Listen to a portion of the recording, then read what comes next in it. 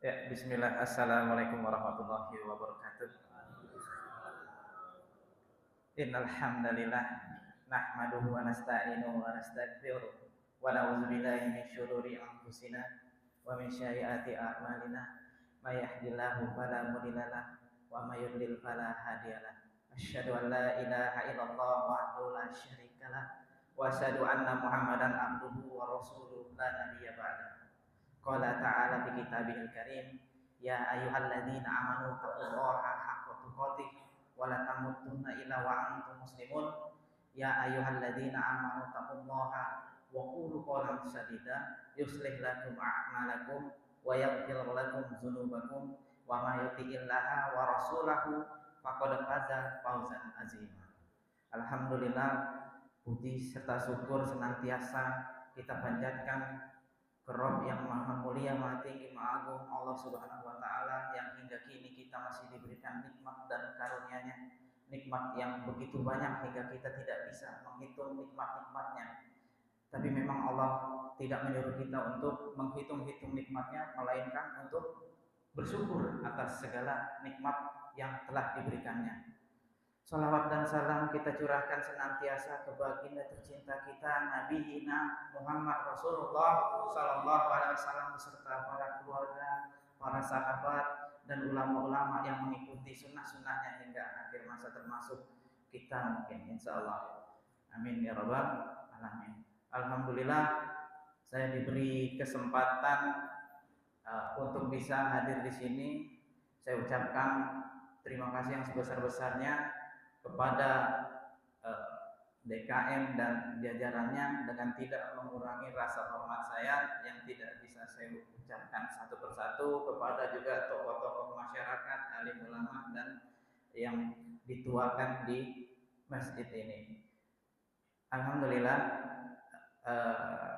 sebelum kita masuk ke tema, saya mengucapkan syukron jazakumullah khairan atas kesempatan yang diberikan kepada saya. Ya, sebelum kita masuk ke materi, maka ada eloknya kita itu berkenalan dulu Pak ya, karena ada pepatah mengatakan tak kenal maka tak aruf Pak, tak kenal maka kenalan gitu.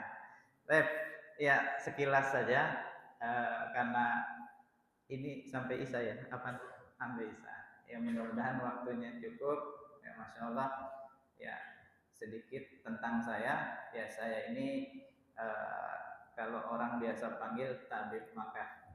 Ya, saya aktif di bidang kesehatan Islam. Saya aktif mendakwakan ilmu kesehatan Islam. Ya mungkin ini masih jarang dibahas di majelis-majelis, tapi ya mudah-mudahan apa yang ada, yang saya punya sedikit ini bisa bermanfaat untuk teman-teman dan juga para jamaah di sini. Ya mungkin sekilas tentang saya, ya saya adalah trainer dan juga pengajar ya. Juga saya juga punya yang namanya kegiatan sosial. Saya punya tim. Nah, kebetulan tadi pagi juga saya dan tim saya ini sama seperti beliau tadi ya. Kita pun ada acara tadi, baksos, kegiatan untuk penggalangan Palestina. Ini Masya Allah ya. Ini kebetulan ya, qadarullah Masya Allah, ternyata sama nih orang-orangnya. Mudah-mudahan orang-orang yang membantu saudara kita di sana, Allah berkahi keluarganya, hartanya, dan agamanya. Karena biar bagaimanapun mereka adalah saudara seiman kita. Ya, tadi pagi saya singkat cerita, memang acara kegiatan yang sama, penggalangan untuk Palestina. Nah, kebetulan di sini juga sama ya, alhamdulillah. Baik, mungkin itu saja untuk mempersingkat waktu. Mungkin di waktu yang akan berikutnya, insya Allah nanti kita lebih kenal lebih dalam lagi. Baik, sebelum kita masuk ke materi, ini memang pertemuan ini Masya Allah dadakan ya. Jadi saya baru dikabarin tadi Pak, pas lagi melaksanakan kegiatan baksos tadi untuk penggalangan Palestina. Ya, jadi saya nggak ada persiapan, ya ini seadanya saja saya datang. Ya, tapi mudah-mudahan materinya di awal ini bisa bermanfaat untuk kita. Baik, kita langsung ke materi. Jadi sebelum kita masuk ke materi, nggak apa-apa kita adakan biar kita ini, kan Allah sudah memberi kita akal ya untuk apa? Berpikir. Nggak apa-apa saya tanya jawab sebentar ya, minta waktunya bapak-bapak semua. Jadi gini, karena saya di bidangnya kesehatan, saya cuman mau tanya satu hal. Di Indonesia ini mayoritas agamanya Muslim, betul ya? Mayoritas kita. Tapi rumah sakitnya banyak, Pak. Rumah sakitnya banyak, kamarnya juga banyak. Isinya Muslim semua. Bahkan di rumah sakit Santa ini Santa itu ya, apa, rumah sakit non Islam ya. Maksudnya itu juga banyak apa? Umat Muslimnya. Nah itu kita bayangkan, umat segini banyak, rumah sakit juga banyak, kamarnya juga banyak, tapi sering kita lihat saudara-saudara kita sekeliling kita itu kalau mau nyari kamar susah. Ya, sering terjadi seperti itu ya. Jadi ada yang sakit mau nyari kamar susah, padahal rumah sakitnya banyak, kamarnya banyak.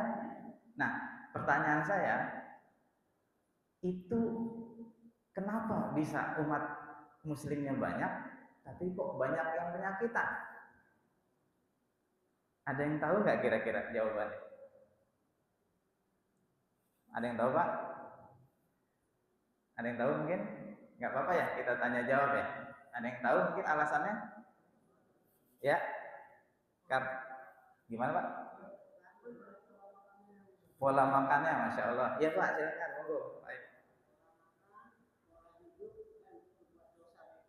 Masya Allah, ada dosanya ya. Ya, baik. Ada lagi mungkin yang ini sudah bagus ya jawabannya, Masya Allah. Mungkin ada lagi yang mendekati tepat. Ada bapak-bapak yang di pojok? Oke, ya silakan Pak.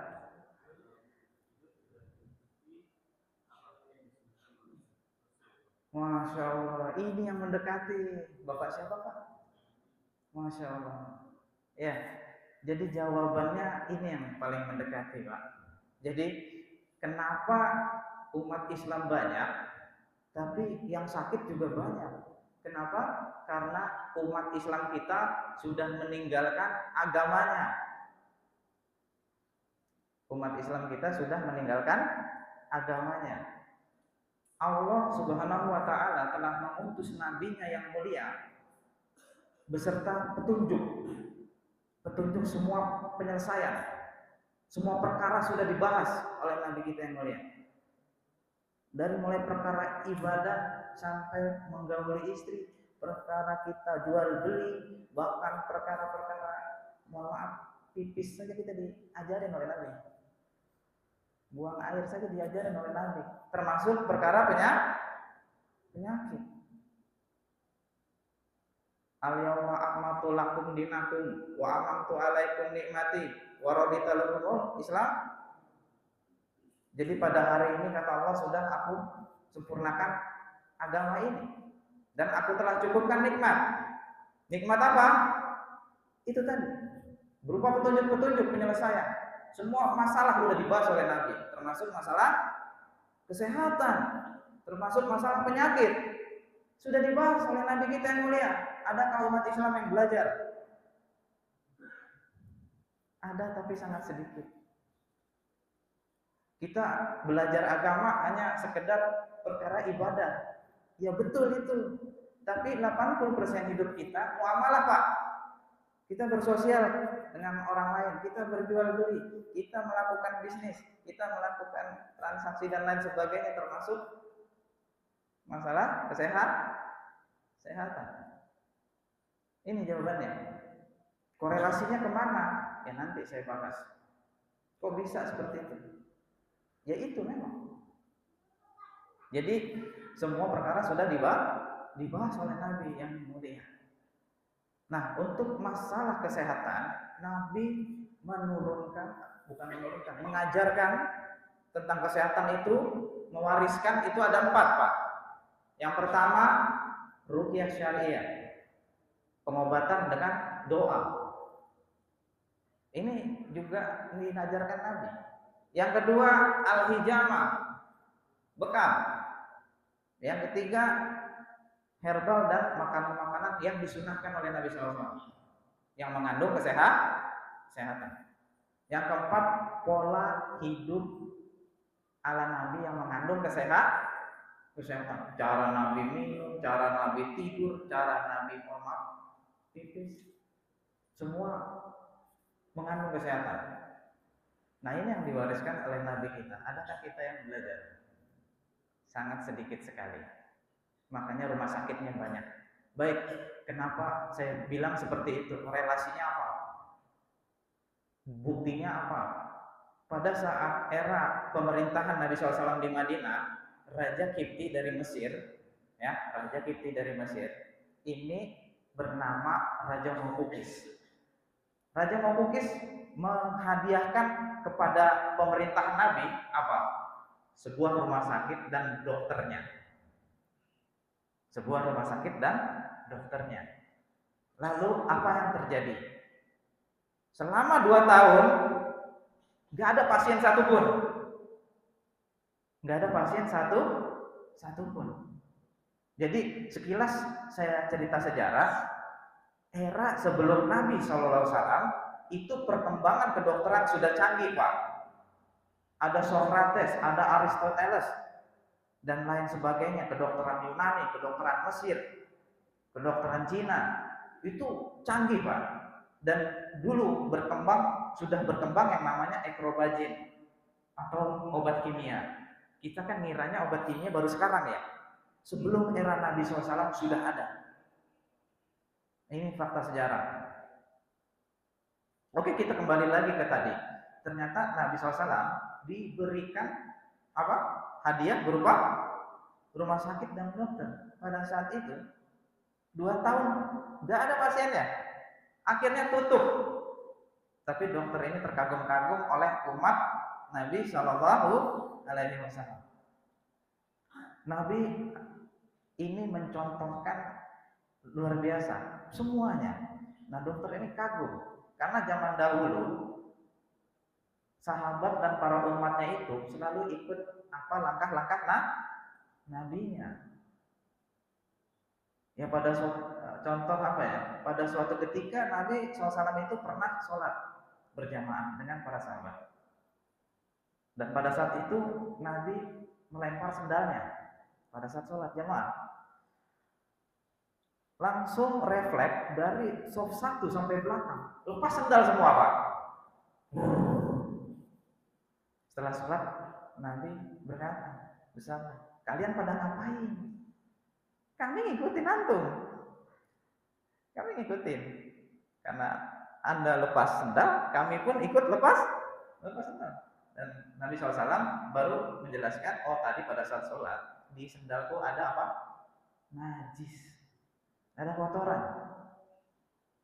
Enggak, ini contoh ya, maksudnya dulu sahabat dan umat Nabi SAW nggak pernah nanya Nabi mau ngapain juga. Kalau Nabi disuruh terjun, mungkin terjun mereka. Suruh jungkir. Enggak, maksudnya ini ibrah saja ya. Dulu apa-apa yang Nabi lakukan itu benar-benar dicontoh. Kembali lagi tadi. Cerita ini dongeng apa bukan ya? Ini dibuktikan lagi oleh fakta sejarah yang tadi ya, yang Raja Mesir ya, Raja Mukukis memberikan rumah sakit dan juga dokternya. Ini dibuktikan oleh fakta sejarah. Seorang orientalis Prancis ya, ini di tahun 1920-an ya, itu meneliti apa? Manuskrip yang ditemukan di Mesir. Mereka ini ahlinya ini dengan timnya meneliti, mentahqiq, dan dengan yakin mengumumkan bahwa manuskrip ini asli. Ini yang buktikan orang kafir, Pak. Bukan dari kita. Jadi ini bukan dongeng. Itulah kehebatan agama ini. Yang buktiin selalu orang lain, bukan di luar agama kita. Baik. Oke, tadi Nabi SAW mewariskan 4 kepada umatnya. Ruqyah, al-hijamah, herbal, dan pola hidupnya. Kita bahas yang kedua ya, karena tadi spontan judulnya apaan tadi ya. Karena ini saya baru dihubungi beliau hari ini, Pak. Nah, ya udahlah, judulnya apa saja, yang penting kita perkenalan dulu. Nanti insya Allah lebih baik lagi. Baik, kita bahas yang kedua dulu ya. Apa? Al-hijamah atau bekam. Mungkin bapak-bapak sudah tahu bekam ya. Kemarin kebetulan tim kami ada bakso di sini. Baik, kita bahas bekam. Kalau zaman sekarang itu ada artis, mereka promosi, misalnya ada artis yang terkenal ya, atau bintang sepak bola lah terkenal. Terus dia buka kafe, kira-kira followernya rame nggak Pak? Yang ngikutin tuh fans-fansnya rame nggak? Rame. Karena apa? Kecintaannya terhadap pujaannya. Tapi kita umat Islam cukup apa? Cukup kita fansnya ke siapa? Ke Nabi Sallallahu Alaihi Wasallam. Cukup itu saja. Baik, kembali lagi untuk masalah al-hijamah bekam. Al-hijamah bekam ini yang promosi itu malaikat dan nabinya. Redaksi tentang Nabi mempromosikan.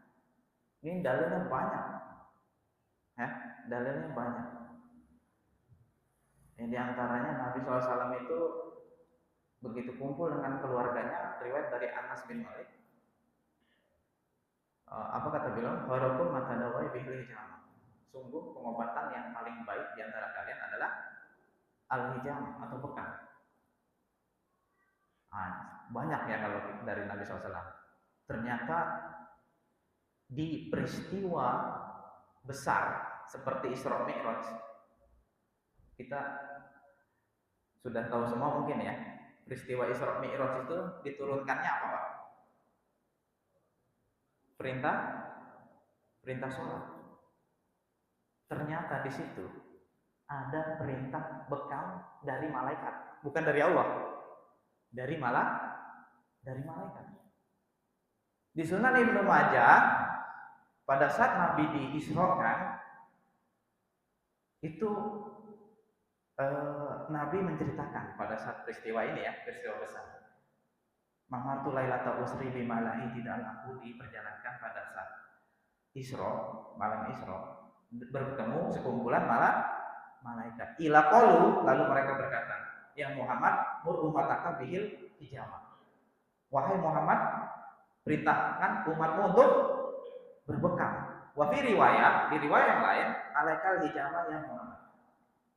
Engkau berbekam juga wahai Nabi Muhammad. Masya Allah, hampir-hampir saja bekam ini menjadi wajib kalau yang bilang Jibril alaihissalam.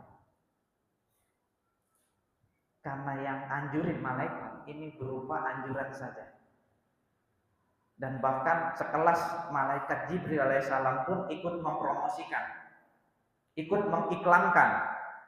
Apa kata Jibril alaihissalam? Ikhbaruni Jibril, mengabarkan Jibril kepadaku, innal mihjam, ada kata innal mihjam, sesungguhnya bekam. Jadi ada kata di situ penegasan. Mata dawai anfahu bihinnas.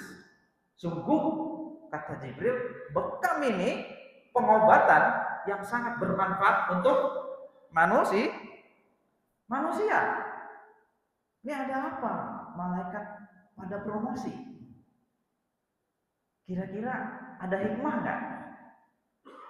Kalau kita sebagai umat Islam, sami'na wa ta'ana. Tapi kalau orang di luar sana yang enggak maksudnya di luar agama kita, kira-kira mau yakin nggak?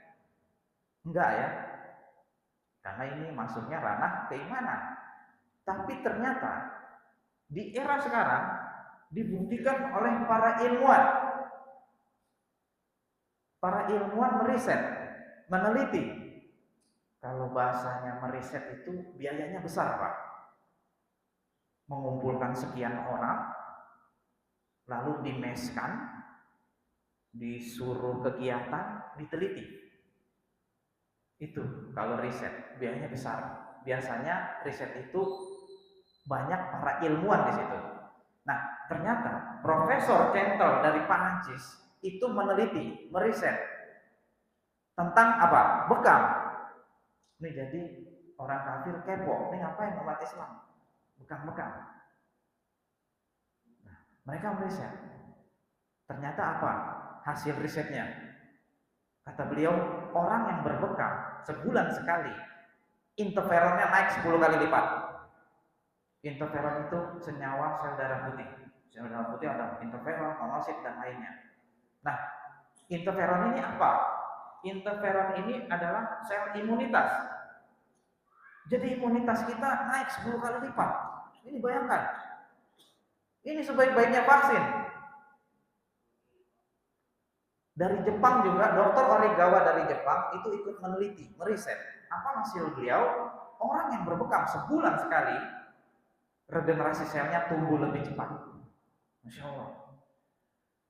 Ini orang kafir pada meneliti loh. Jadi benarlah apa yang dikatakan malaikat dan rasulnya.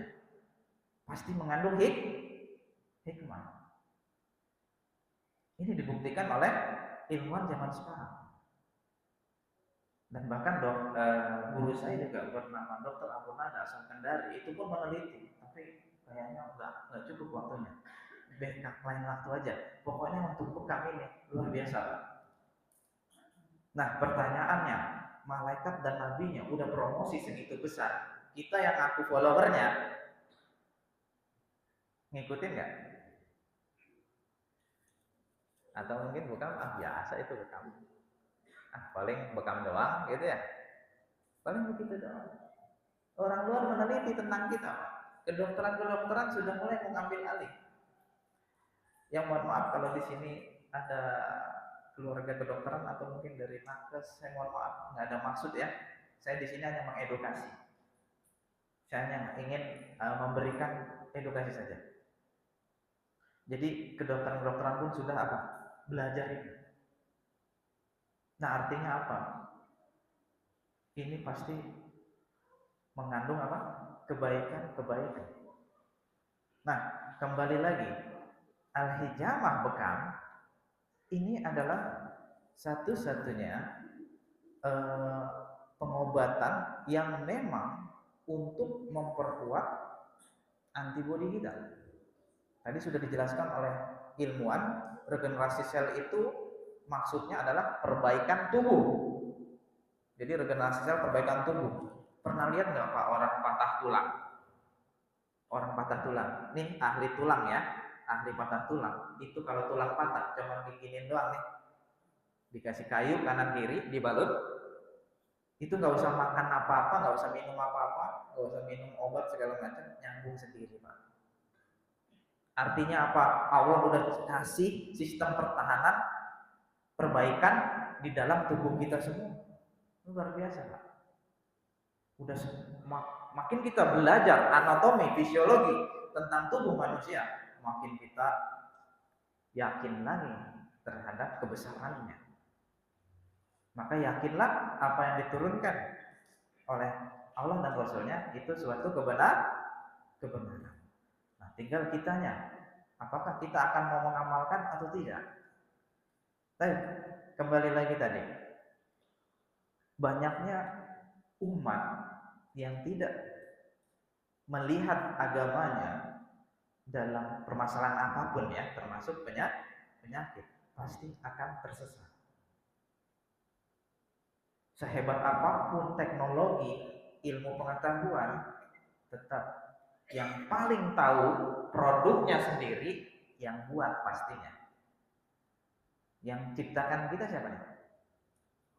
Yang paling tahu produknya kayak apa siapa? Makanya dikasih tahu lewat Rasulnya, lewat nabinya. Cara servisnya begini.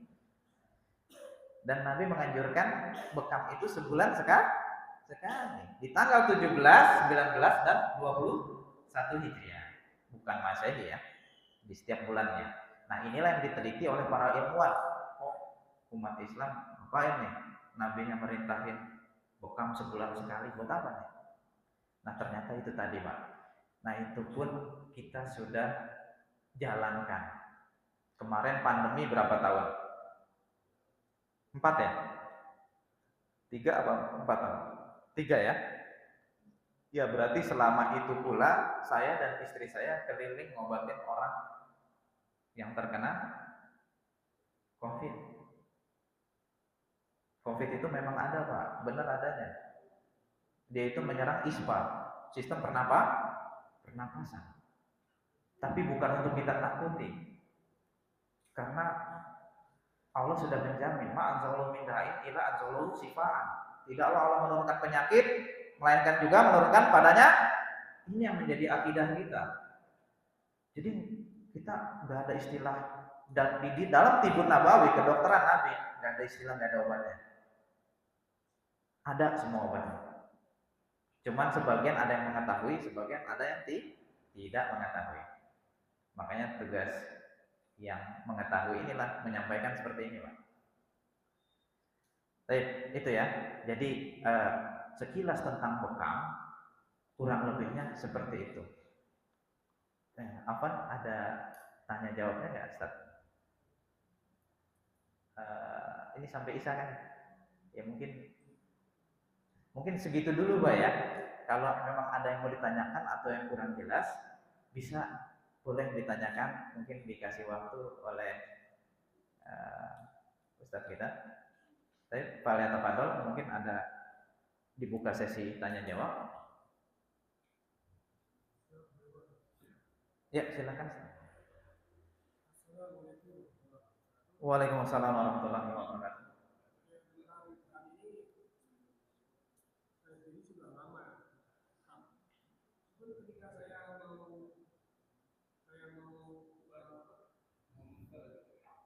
Ketika saya mau saudara, kita ini sama tugasnya, Bapak suka enggak? Iya Pak, beberapa bulan. Ini cuma 3 bulan tidak boleh untuk Donor. Kenapa? Ya, menurut dia tuh sesetannya itu, menurut dia tuh takutnya tidak bersih. Jadi kiranya tidak ada Pak, tidak ada apa juga. Bilang bukan agak kotor ya.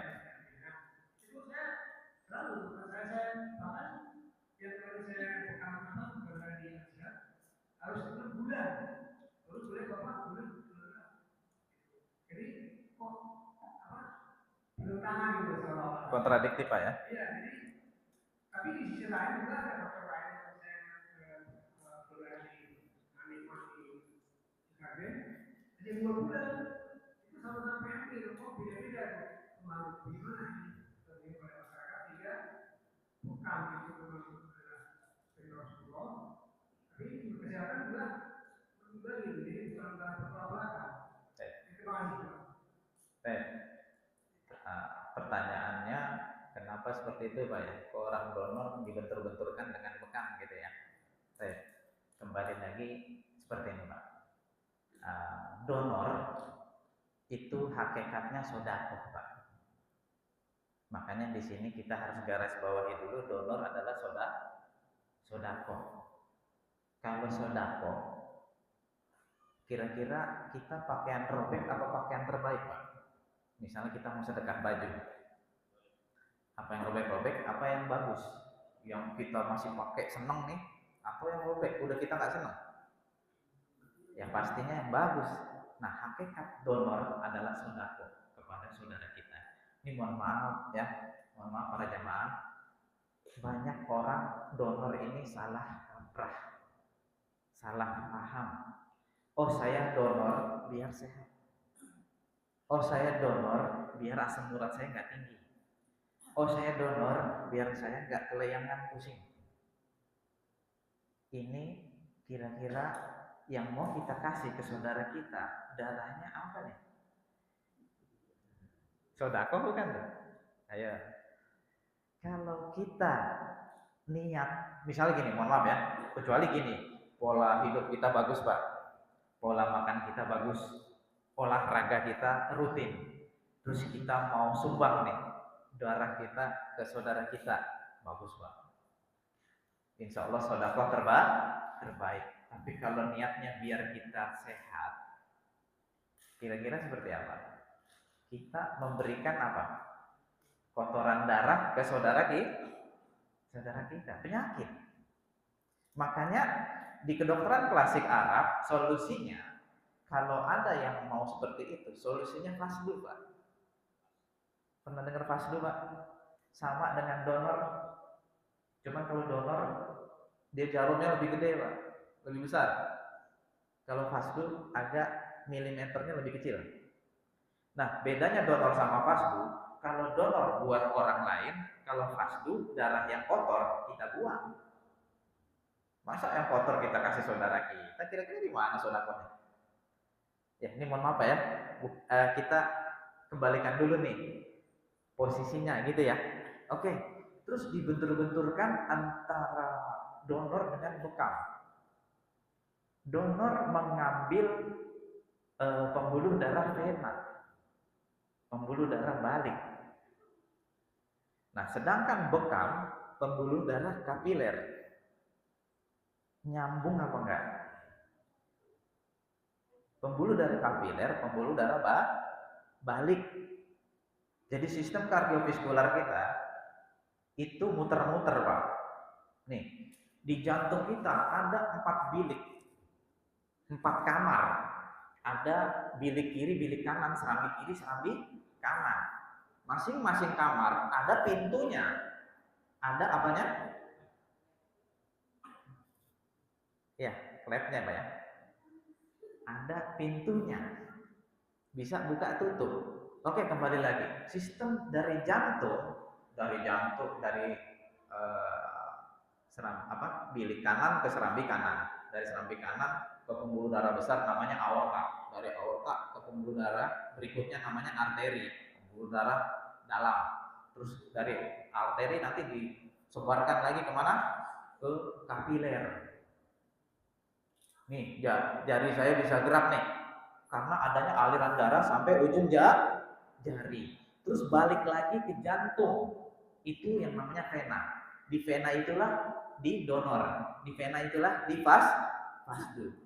Beda antara kapiler dengan vena. Kapiler ada di atas kulit, pembuluhnya banyak. Di situ juga ada saraf-saraf. Makanya kalau kita bekam di titik saraf yang tepat itu luar biasa. Makanya pembekam pun harus mengupgrade ilmunya. Makanya pembekam-pembekam di area Jabodetabek saya suruh kuliah, seluruh Indonesia saya suruh kuliah. Saya punya perkuliahannya Pak, ya, yang belajar seluruh Indonesia. Saya punya perkuliahan D1 Timbun Nabawi dan D2. D1 mempelajari ilmu pengobatan selama 1 tahun. Kita ajarkan dasar sampai nanti naik tingkatnya. Nah kebanyakan sekarang kenapa bapak-bapak mungkin banyak yang kecewa dengan bekam di luar sana, pembekam mencukupi ilmunya segitu saja, nggak belajar lagi, akhirnya banyak timbul masalah. Habis bekam gatel, habis bekam pegel, habis bekam melepuh, habis bekam pingsan. Di kita nggak ada Pak. Ada ilmunya biar nggak pingsan gimana? Ada ilmunya biar nggak melepuh gimana? Ada. Oke, kembali lagi tadi Pak ya. Jawabannya nggak nyambung Pak antara donor dengan bekam. Bapak habis donor, saya bekam, insya Allah nggak mati Pak. Sehat ya. Asalkan ahli gitu aja ya. Jadi beda, jalurnya beda. Jadi nggak nggak apa, insya Allah nggak bertentangan. Kembali lagi seperti itu Pak ya. Mudah-mudahan ada jawaban yang mohon maaf Pak ya kalau ada ya. Memang darah kotor itu nggak ada Pak. Dalam Islam pun darah kotor itu cuma haid dan nifas, bener ya? Artinya kalau kita berbekam yang diambil darah kotor, kita nggak sah sholatnya. Yang benar adalah darah yang infungsional kalau bahasa kita. Nah, infungsional memang yang sudah dia punya fungsi itu berubah, artinya nggak bermanfaat. Nah, di pembuluh darah kapiler, darah yang nggak bermanfaat tadi itu nggak bisa hilang dengan olahraga, nggak bisa hilang dengan apa, herbal. Hilangnya cuma sekian persen, hilangnya cuma sama apa, bekam. Makanya Nabi menganjurkan bekam. Makanya banyak, mohon maaf, asam urat, kolesterol. Kalau rajin bekam nggak ada Pak kayak gitu. Tapi bekamnya yang bener ya. Kita bisa jamin Pak, nggak ada tuh penyakit kayak gitu. Makanya kalau ilmu ini tersebar luas, mohon maaf kalau ada yang keluarganya kedokteran, rumah sakit jantung tutup Pak. Karena hubungannya dengan peredaran darah. Mungkin lain waktu saya bahas lebih tuntas lagi Pak. Tapi ini karena berhubung waktu ya. Ya silakan Pak, maaf ya, monggo ya. Mungkin bapaknya ingin bertanya. Kurang lebih seperti itu Pak ya. Waalaikumsalam.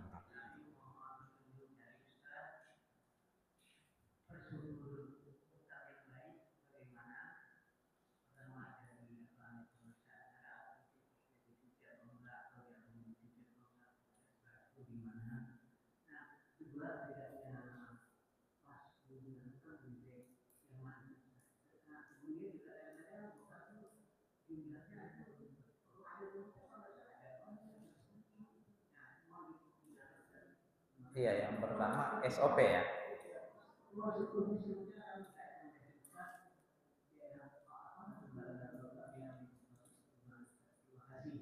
Ya, Masya Allah. Ini pertanyaannya bagus. SOP-nya seperti apa? Yang jelas kalau SOP-nya seperti apa, ini nggak cukup waktunya Pak. Tapi insya Allah lain waktu kita bahas ya. Jadi ada standar-standarnya. Terus yang kedua tadi apa? Perbedaan fasdu dengan bekam. Kan tadi udah dijelasin Pak. Kenapa? Oh bagus mana? Dua-duanya bagus. Tapi kalau saya mau ngasih pandangan ya, saya juga fasdu juga Pak. Saya juga bisa bekam, saya juga bisa akupunktur, saya bisa semuanya Pak, insya Allah. Tapi kembali lagi, kalau dua-duanya ini sama-sama bermanfaat. Oke, kalau kita batuk, bagusan obat batuk spesialis atau obat batuk yang ada pusingnya, demamnya, sakit perut. Kira-kira yang spesialis apa yang rame-rame? Spesialis ya. Yang rame-rame itu fasdu. Yang spesialis itu bekam. Jadi general kalau fasdu itu. Ya, jadi manfaat dari fasdu lebih ke general, merata, tapi nggak spesifik. Mudah-mudahan ada bayangan Pak ya. Terus ada lembaga-lembaga apa? Ya kalau bicara lembaga kita nggak elok Pak. Tapi nanti dengan ilmu pasti kita bisa membedakan mana yang baik dan yang benar. Nah, malah nanti saran kami di ini kan jamaahnya banyak ya. Saran kami jamaah di sini ada yang belajar. Karena kebetulan trenernya di depan sini Pak. Ya, ya.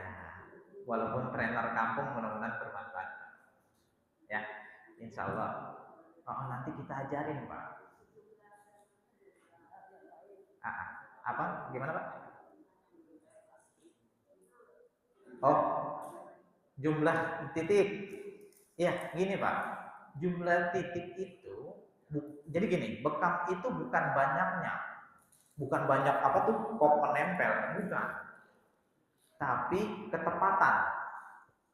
ketepatan titik. Jadi banyak kalau ngaco ngawur Pak. Makanya banyak masalah ya. Tapi kalau tepat, dikit aja popnya nempel, itu Masya Allah. Misalnya gini, ada orang kebas, kakinya udah tahunan, berobat kemana-mana. Saya cuma bekam 2 titik di kaki, itu bisa 1,5 jam, Pak. Tapi habis itu, semutnya alhamdulillah, kan semutnya pada hilang ya, Pak. Baik, mungkin azan ya. Kita azan dulu, Pak. Seperti apa? Sedikit aja. Baik, Pak. Kamu itu kadang pakai jauh kan? Ya. Sebaiknya baik yang mana? Itu aja. Baik. Kalau masalah baik, asalkan dia ahli, dua-duanya baik. Cuman kalau dalam kehati-hatian, baiknya jarum, Pak. Ya, baiknya jarum. Karena gini, kalau kita pakai syarto atau pisau ya, itu tergantung penguasaan pembekamnya. Kalau dia lagi dikejar-kejar pinjol, ya, terus dia ngebekam, ada yang titik, ada yang sweat, gitu ya, ada korek-korek belakangnya Pak orang. Tapi kalau jarum, walaupun dia dari kesel, setelannya udah ada Pak. Jadi insya Allah aman. Jadi saran saya, kita bukannya mau ngadu siapa yang terbaik, bukan ya. Dua-duanya saya pakai juga. Makanya pembekam-pembekam di luar sana itu pada versus itu ngapain gitu loh. Oh syartoh yang benar, oh jarum yang benar. Kan kaidah bekam itu 3 di kedokteran di kitab-kitab kedokteran Arab klasik. Bekam itu melalui 3 tahapan. Yang pertama pengkopan awal atau pembaalan. Yang kedua pelukaan atau sayatan. Yang ketiga pengambilan darah. Nggak bahas alatnya apa. Yang penting ketiga tahap ini terpenuhi. Sah. Bahkan dulu zaman perang kan pakai pedang Pak. Nantilah kita bahas lagi ya. Tapi intinya kita dua-duanya baik. Tapi saran saya yang lebih aman itu yang lebih utama. Ya. Tapi nggak bilang kalau syartoh nggak bagus. Tetap bagus. Kalau orangnya ahli bagus. Tapi mungkin terjawab Pak ya. Barakallahu fikum. Mungkin ditutup saja. Mungkin itu saja yang bisa saya sampaikan pada malam hari ini. Lebih kurangnya saya mohon maaf. Subhanakallahumma wa bihamdika asyhadu an la ilaha illa anta astaghfiruka wa atubu ilaik. Syukran ala ihtimamikum. Wassalamualaikum warahmatullahi wabarakatuh.